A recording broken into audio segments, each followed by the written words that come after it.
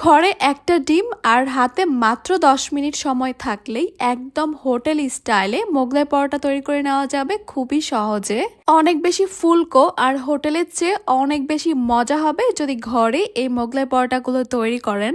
মোগলাই পরোটা তৈরি করা কিন্তু একদমই সহজ। এরপরেও বিকেলের নাস্তা অথবা হুটহাট গেস্ট চলে আসলে কিন্তু আমরা হোটেল থেকে কিনে নিয়ে আসি।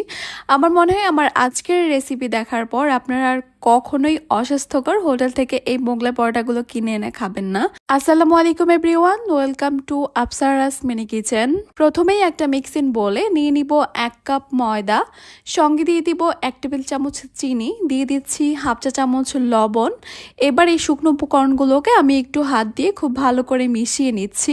আপনারা কিন্তু চাইলে ময়দার পরিবর্তে এখানে আটা দিয়েও মোগলাই পরোটাগুলো তৈরি করতে পারেন, তবে বেশি ভালো হয় যদি ময়দা দিয়ে তৈরি করেন। শুকনো উপকরণগুলোকে ভালো করে মিশিয়ে নেওয়ার পর এবার আমি এখানে দিয়ে দিব 2 টেবিল চামচ তেলটা দিয়েও এবার এগুলোকে খুব ভালো করে একটু মিশিয়ে নিচ্ছি। শুকনো উপকরণের সঙ্গে তেলটাকে ভালো করে মিশিয়ে নিতে হবে, আর এই মিশিয়ে নেওয়াটা কিন্তু অনেকটাই সাহায্য করবে মোগলাই পরোটাগুলোকে ফুলতে আর ক্রিস্পি হতে।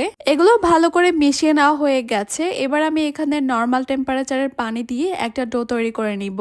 পানিটা আমি একসঙ্গে দিব না, অল্প অল্প করে দিব আর ভালো করে মিশিয়ে নিব। নর্মালি পরোটা বানানোর সময় ডোটাকে আমরা ঠিক যেভাবে তৈরি করি এই মোগলাই পরোটার জন্য ডোটাকে কিন্তু সেম একইভাবে রেডি করতে হবে। তাই পানির পরিমাণটা আমি আর বলছি না, আপনারা আন্দাজ মতো দিয়ে একটা পারফেক্ট ডো তৈরি করে নেবেন। ডোটা তৈরি করা হয়ে গেলে এবার আমি এই ডোটাকে প্রায় 1 থেকে 1.5 মিনিটের মতো এইভাবেই একটু মথে নিব। এতে করে ডোটা একটু সফট আর মসৃণ হবে। ডোটা তৈরি করা হয়ে গেছে। এবার ডোয়ের উপরে আমি সামান্য একটু তেল মেখে দিয়ে একটা ঢাকনা দিয়ে ঢেকে রেখে দিচ্ছি। এখন আমি ডিমটা রেডি করে নিব। এখানে নিয়ে নিচ্ছি 1 কাপ পেঁয়াজ কুচি। যেহেতু আমি একটা ডিম দিয়ে 2টা মোগলাই পরোটা তৈরি করব, তাই পেঁয়াজের পরিমাণটা একটু বাড়িয়ে নিয়েছি। এরপর দিয়ে দিচ্ছি এখানে হাফ চা চামচ লবণ, দিয়ে দিচ্ছি 2 থেকে 3টা কাঁচা মরিচ কুচি। এখন এই সব কিছুকে একটু ভালো করে মেখে নিচ্ছি, আর লবণ দিয়ে পেঁয়াজ কুচি আর কাঁচামরিচ কুচিটাকে এইভাবে কিছুক্ষণ মেখে নিলে কিন্তু এগুলো একটু সফট হয়। এরপর এখানে দিয়ে দিচ্ছি একটা ডিম, সঙ্গে দিয়ে দিচ্ছি হাফ চা চামচ টেস্টিং সল্ট। টেস্টিং সল্টটা যদি আপনারা পছন্দ না করেন খেতে তাহলে বাদ দিতে পারেন। এরপর দিয়ে দিব আমি 1 টেবিল চামচ ধনিয়া পাতা কুচি।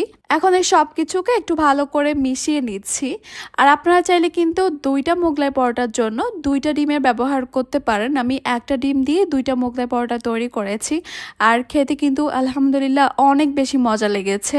মানে ব্যাপারটা এমন না যে একটা ডিম দিয়ে 2টা মোগলাই পরোটা তৈরি করলে খেতে ভালো হবে না, খেতে কিন্তু অনেক ভালো হয়েছে। এই তো ডিমটাও রেডি হয়ে গেল, এগুলো একটা সাইডে রেখে দিচ্ছি। এদিকে কিন্তু আমাদের ডোটা কিছুক্ষণ ঢেকে রাখার কারণে আর একটু সফট আর মসৃণ হয়েছে।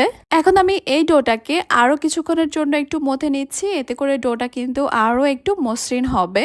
এবার এখান থেকে আমি কিছুটা ডো নিয়ে নিচ্ছি, আর ডোটা এই পরিমাণে নিতে হবে যেন একটা বড় রুটি বেলা যায়, আর রুটিটা যেন অনেক বেশি পাতলা না হয়ে যায়। এবার এই ডোটার মধ্যে সামান্য একটু ময়দা ছিটিয়ে আমি একটা বড় আর পাতলা করে রুটি বেলে নিচ্ছি, তবে অনেক বেশি পাতলা না। মোগলাই পরোটা তৈরি করতে যা একটু কষ্টের কাজ হচ্ছে এই রুটিটা বেলে নেওয়া, এছাড়া কিন্তু আর কোনো কষ্টই নেই। আমি বড় আর পাতলা করে একটা রুটি বেলে নিয়েছি, আর আপনাদেরকে একটু রুটির থিকনেসটা দেখিয়ে দিচ্ছি।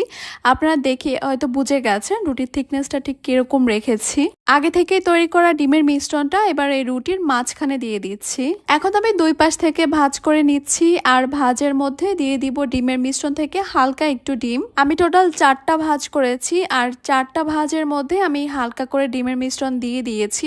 এতে করে তেলে ভাজার সময় এই ভাঁজগুলো আর একদমই খুলে যাবে না।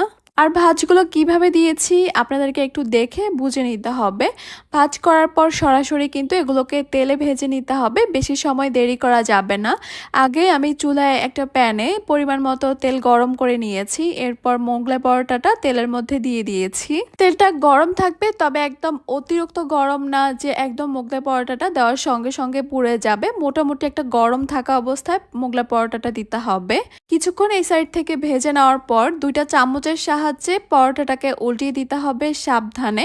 অবশ্যই এই কাজটা খুবই কেয়ারফুলি করতে হবে। চুলা হিটটাকে মিডিয়াম টু হাই রেখে এগুলোকে ভেজে নিতে হবে। আর এগুলো কিন্তু একাই অনেকটাই ফুলে যাবে, এগুলোকে কোনো কিছুই করতে হবে না। আর আমি কথা বলতে বলতেই 2টা মোগলাই পরোটা ভেজে নিয়েছি লালচে করে, এরপর তেল ছড়িয়ে এগুলোকে তুলে নিয়েছি। যেহেতু মোগলাই পরোটাটা গরম গরম অবস্থায় খেতে হয়, তাই এগুলোকে গরম থাকা অবস্থায় কেটে নিতে হবে। এগুলো গরম থাকা অবস্থায় আমি কেটে নিচ্ছি। আমি একটু বড় বড় করে কেটে নিচ্ছি, আপনারা চাইলে আরো ছোট করেও কেটে নিতে পারেন। একটা ডিম দিয়ে 2টা মোগলাই পরোটা তৈরি করেছি, আর 2টা মোগলাই পরোটা কেটে নেওয়ার পর কিন্তু বেশ অনেকগুলো হয়েছে। আর আমার মনে হয় আপনারা দেখেই বুঝে গেছেন এগুলো কতটা ফুলকো, কতটা ক্রিস্পি, আর ভিতরের লেয়ারগুলো কিন্তু খুবই সুন্দরভাবে বোঝা যাচ্ছে। আর আগেই বলেছিলাম আলহামদুলিল্লাহ টেস্ট কিন্তু অনেক বেশি ভালো হয়েছে, হোটেল থেকেও কিন্তু অনেক বেশি মজা হয়েছে ঘরে তৈরি করা এই মোগলাই পরোটাগুলো। অবশ্যই এখন থেকে ঘরে তৈরি করার চেষ্টা করবেন এইভাবে মোগলাই পরোটাগুলো। আশা করছি আমার আজকের রেসিপি আপনাদের কাছে খুবই ভালো লেগেছে আর সহজও লেগেছে। তাহলে আজকে এই পর্যন্তই। সবাই অনেক বেশি ভালো থাকবেন, সুস্থ থাকবেন, সবাই সবার জন্য দোয়া করবেন। আল্লাহ হাফেজ।